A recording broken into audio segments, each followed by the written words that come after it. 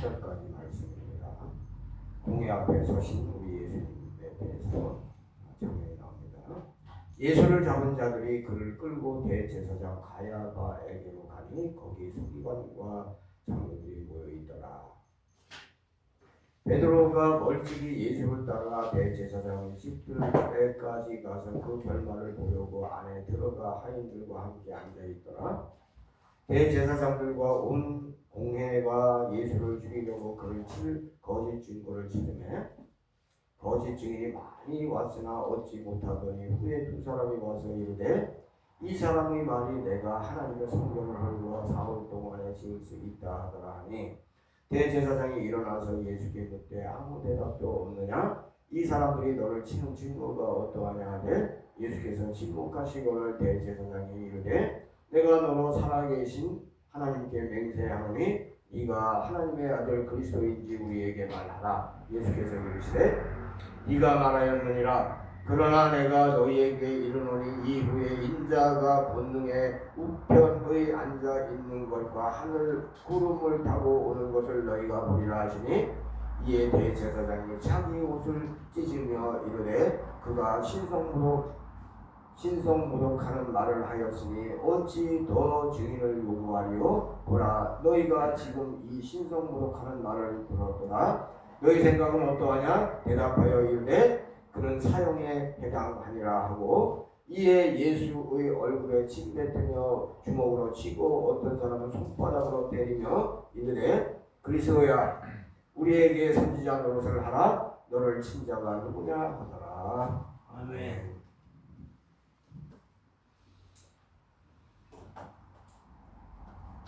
오늘은 예수님보다도 누구를 분석을 할 것이냐? 누구를 분석하겠어요? 대제사장 가야바를 분석할 것이니까 그에 대해서 정확하게 알고 여러분들이 어떻게 신앙생활을 할 것인지를 잘 생각해 볼 수 있기를 바랍니다.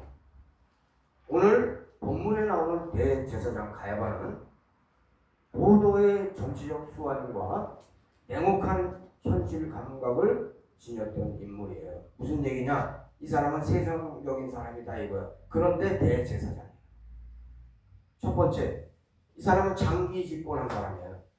우리 박정희 대통령하고 똑같이 18년 동안 집권했어요. AD 18년부터 36년까지 18년 동안 대제사장직을 유지했는데 임명권이 로마 총독에게 있었으니까 로마 총독하고 매우 긴밀하고 협력적인 관계를 유지한 노련한 현실주의자야. 이 현실주의자들이 현실을 바로 아는 게 중요하지만 현실밖에 모르는 인간들이 사고치는 거예요. 이거보다 더 문제가 있는 건 뭐냐? 이 대제사장 가야바는 기득권 수호를 위한 냉정함이 있는 인간이에요. 성전 정화 사건을 일으키고 대중의 인기를 한몸에 담고 있는 예수 그리스도를 성전과 유대 사회의 안정을 위협하는 암적인 존재로 보고 있었어요. 무슨 얘기냐? 진리나 정의보다 집단의 안녕과 자신의 기득권을 우선시하는 철저한 공리주의적 사고방식을 가지고 있는 인간이 대제사장이었는데 그가 있는 대로 사고를 다친 거예요.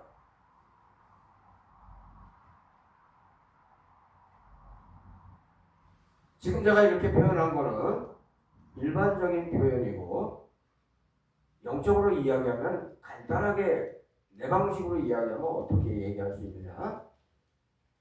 그는 빛을 싫어하는 어두움의 아주 결정적인 세력인 것을 알 수 있어요. 어두움에 속한 자는 빛을 인정하지 않습니다. 예수 그리스도께서는 성전이 세속화되는 것을 보고 있을 리가 없죠. 대제사장 가야바는 성전의 안정을 위협하는 매우 위험한 사건이 성전 정화 사건이라고 보고 있는 거예요. 둘은 극과 극을 달리고 있는 거예요. 빛과 어두움은 섞일 수가 없어요. 예수 그리스도께서 십자가 제사의 제물이 되시려고 오신 것이고 십자가에 못 박는 선봉에 서는 역할을 하는 자는 오늘 본문을 보니까 이방인도 아니고 로마인도 아니었어요. 바로 대제사장 가야바야.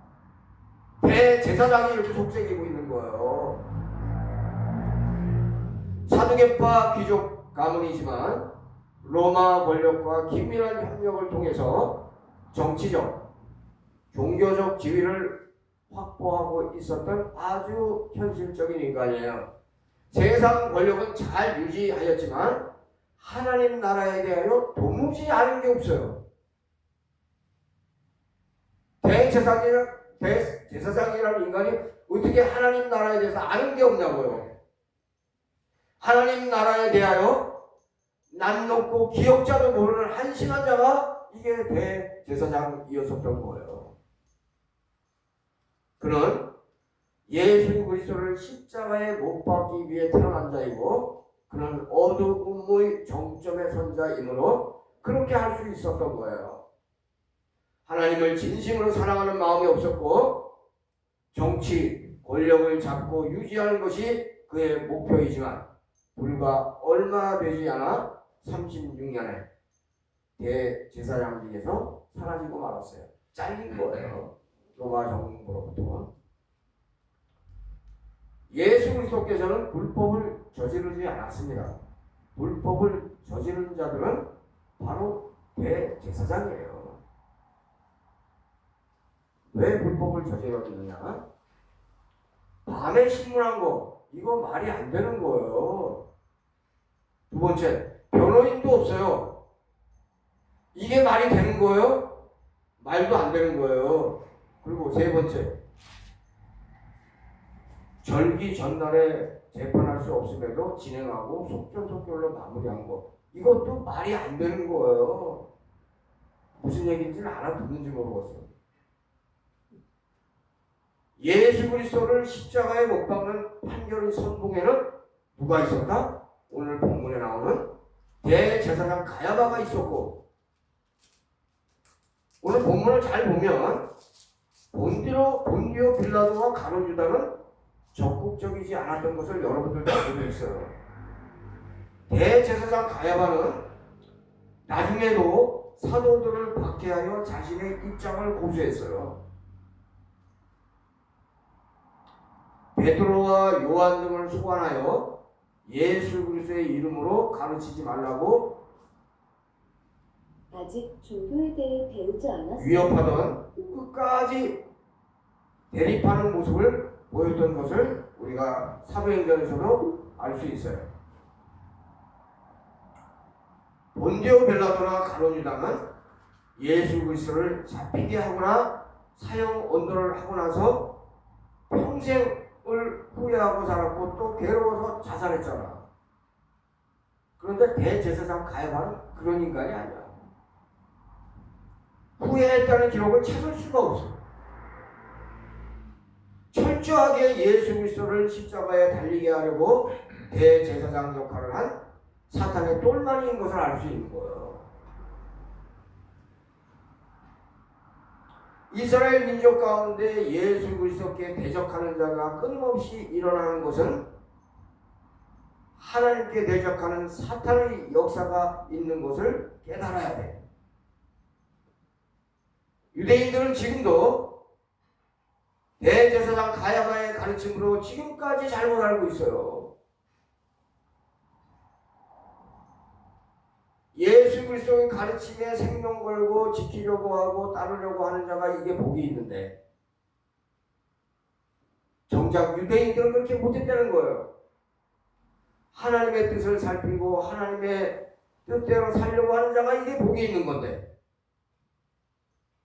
교회와 교인들의 안정을 위협하는 감각이 없는 미성숙한 성도들은 불쌍히 여기지 않는 것은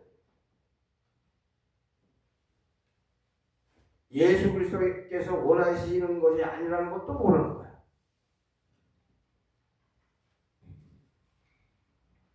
그럼 예수 그리스도께서 원하시는 사람은 뭐냐? 그런 걸 묵상할 때가 있어야 돼. 신명기 19장 18절 19절에 보면 그 앞뒤를 다 보는 게 좋지만 재판장은 자세히 조사하여 그 증인이 거짓 증거하여 그 형제를 거짓으로 모함하는 것이 판명되면 그가 그의 형제에게 행하려고 계획한 그대로 그에게 행하여 너희 중에서 악을 제하라. 이 말씀을 하시면서 눈은 눈으로 이는 이로 이런 말씀이 있었던 거예요. 그러니까 거짓 증거하는 게 이렇게 나쁜 거다. 그런 걸 절대로 하면 안 된다. 거짓 증거를 내세우는 재판장이야말로 살인죄로 십자가에 매달아야 정의가 서는 것인데 그렇게 하지 못했잖아. 그를 파면하는 것으로 끝났지만 예수 그리스도를 죽인 것에 대하여 철저하게 유대인들 전부를 재교육했어야 되는데 그렇게 못했잖아요. 그러니까 지금까지도 예수 그리스도는 구세주가 아니라고 또라이 같은 말을 하는 유대인들이 대부분이에요. 대제사장 가야바의 말은 듣고 그의 제자들의 말은 안 듣는 거다. 왜? 대제사장 가야바는 권위가 있고 사도들은 그만한 권위가 그 당시에 없었어요. 예수 그리스도가 유일한 구세주이심을 선포해야 하는데 성령의 역사는 예수가 그 구세주이심을 고백할 때 성령의 역사가 나타나는 거예요. 예수 그리스도를 구세주가 아니라고 거짓말을 할 때 그때 천국하고는 멀어지는 거예요. 성경은 구약과 신약이 합쳐질 때 이게 완벽해지는 거예요. 완전해지는 거예요. 구약만 인정하면 오신 메시아가 사라지는 거예요. 나사렛 예수 그리스도를 인정해야 성령의 역사도 일어나고 천국도 보이는 거예요. 천국이 보이지 않으면 헛것을 보고 있는 거예요. 새 에덴 천년 왕국도 오직 예수 그리스도께서 여시는 거예요. 아무도 못 열어요. 예수님만 열 수 있는 거예요. 어느 누구도 열 수 없어요. 예수 그리스도께서는 절대로 앞으로는 거짓 왕자로 오시지 않습니다. 거짓 왕자로 오시니까 모르는 거예요. 근데 거짓 왕자로 올 수밖에 없었잖아. 앞으로는 어떻게 오시냐? 능력의 하나님 나라의 왕으로 오신다. 그게 누구나 다 알아봐야 돼. 천지 창조 때 계셨던 예수 그리스도께서 이 지구를 아름답게 재창조할 거예요. 재창조. 아무도 못해요. 과학으로 할 수가 없어요. 이렇게 망가진 날씨를 어떻게 다시 되돌릴 거예요? 더 멋지게 되돌릴 거예요. 어느 분이? 예수 그리스도. 그 이전에 짐승의 표를 이마나 오른손에 찍을 저 그리스도가 올 날이 아주 가까이 왔어요.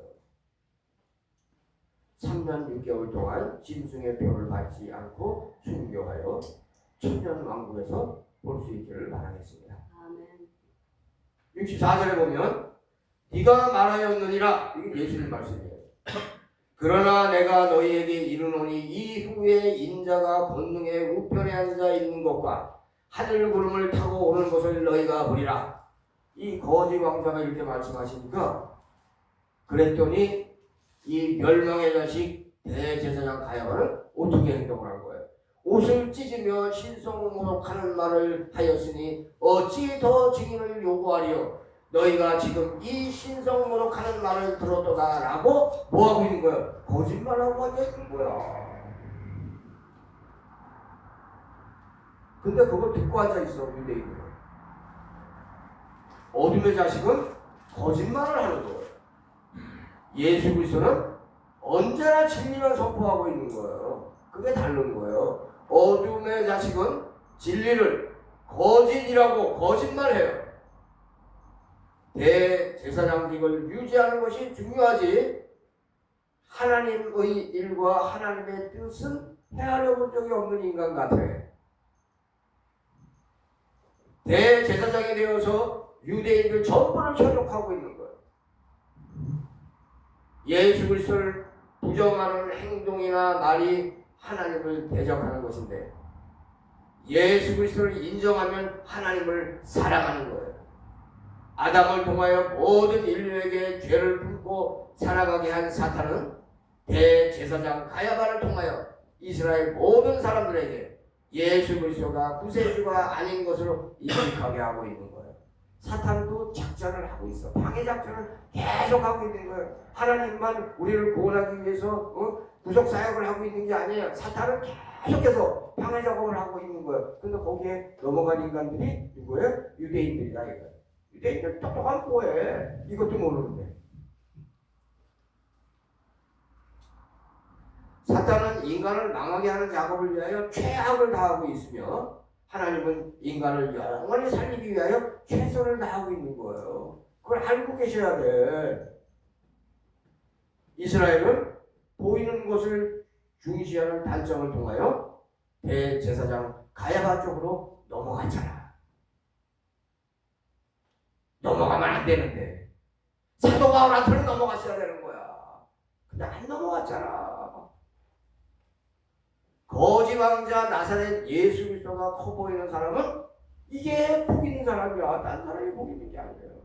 예수님이 거지로 왔을 때 그때 저분이구나, 메시아구나, 그게 눈에 보여야 되는 거예요. 그는 우리를 영원히 살리실 구원자예요. 아멘. 진실을 보지 못하는 어리석은 자들은 예수 그리스도께서 하나님이심을 절대로 볼 수 없어요. 절대로 못 봐. 예수 그리스도께서 하나님의 아들, 즉 하나님이심을 볼 수 있는 자가 이게 복 있는 거예요. 사람의 아들로 오실 만큼 겸손하신 하나님을 조용히 찬양하는 성도의 마음에도 언제나 평안이 찾아오는 거예요. 예수 그리스도께서 지상사역을 하시는 동안 가장 대적한 존재가 아까도 말씀드렸지만 가룟 유다도 본디오 빌라도도 아니야. 하나님께 제사를 드리는 대제사장이 끝까지 발목을 붙잡고 괴롭힌 그런 자였다는 것을 분명히 알아야 돼.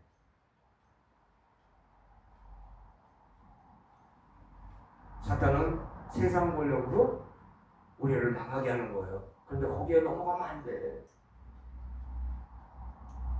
유대인들은 어리석은 전통을 버리고 성령의 인도하심을 인식해야 하는데 그 인식을 못하는 거야. 오죽하면 이름이 이스라엘이야. 오죽하면 믿는 모든 자에게 성령이 부어지는 역사는 예수 그리스도의 제물이 기초인 거예요. 이 기초가 없으면 믿는 모든 자에게 부어지는 것은 없는 거예요. 끝까지 악한 영의 역사를 이룬 자는 대제사장 가야바였다. 그런 거짓말을 전통으로 믿고 따르는 유대인들은 가장 어리석은 행동을 한 것이라. 이게 가능해. 이게 왜 그러냐면 지금도 총회장이 뭐라고 거짓말하면 그거 다 믿을 거 아니야. 대제사장 가야바는 예수 그리스도를 직접 만나보고 예수 그리스도는 구세주가 아니라고 확신해요. 왜? 죄인으로 서 있는 인간이 별 볼일 없어 보이거든.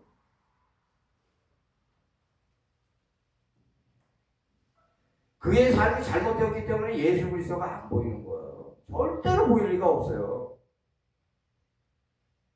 그는 예수 그리스도가 하나님이시며 인간이라는 놀라운 존재라는 것을 볼 수 있는 눈이 아예 없는 거예요. 말씀을 가까이 하는 삶을 살아야지 세상 사람과 같이 명예와 돈을 따라가면 영생이 박살날 수 있다는 것을 잊지 마라. 돈도 좋지. 그러나 돈보다 하나님이 먼저야. 돈 싫어하는 사람이 있나? 다 좋아하지. 근데 돈보다 하나님이 먼저야. 그걸 분명하게 세워야 돼. 그거 세우지 않으면 꽝이야. 꽝!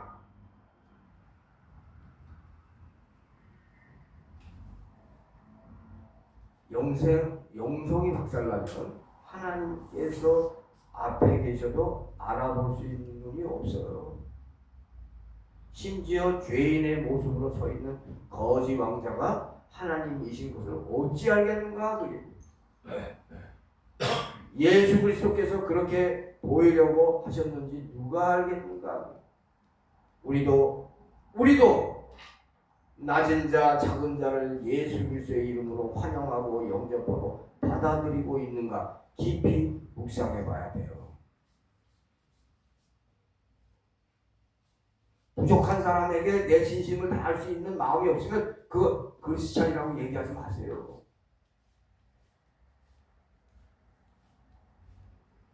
교회 안에서는 저 사람하고 사귀면 내가 좀 돈 벌 것 같고 저 사람하고 사귀면 내가 손해 볼 것 같아. 그런 머리를 굴리고 앉아있는 게 그게 무슨 크리스찬이야.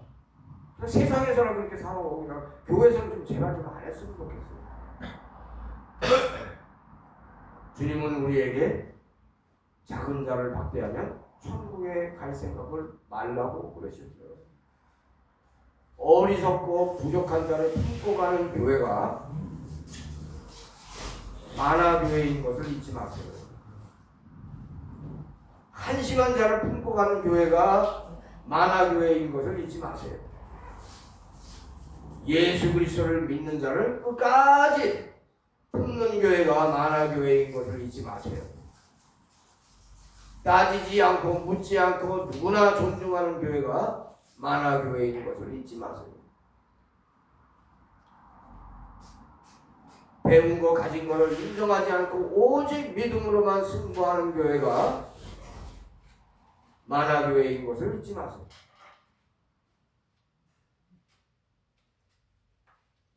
가진 것 없어도 예수 그리스도의 이름으로 넉넉함으로 살아가는 교회가 만화교회인 것을 잊지 마세요. 세상 명예를 헌신짝처럼 버리고 오직 예수로 살아가기를 원하는 교회가 만화교회인 것을 잊지 마세요. 만화교회가 어떤 교회라는 걸 알고 다니라. 성령의 인도하심, 예수님의 통치를 요구하는 교회가 만화교회인 것을 잊지 마시라. 만만한 것 같은데 만만하지 않은 교회가 만화교회야. 그래서 만짝을 시작하나 봐. 제일 중요한 건 뭐냐? 예수 그리스도가 만화교회 담임 목사인 걸 잊지 마세요. 내가 담임 목사가 아니야. 담임 목사 따로 있어. 아시죠? 예수 그리스도. 이게 만화교회야. 오늘은 꼼짝도 안 해. 오늘은 여기까지.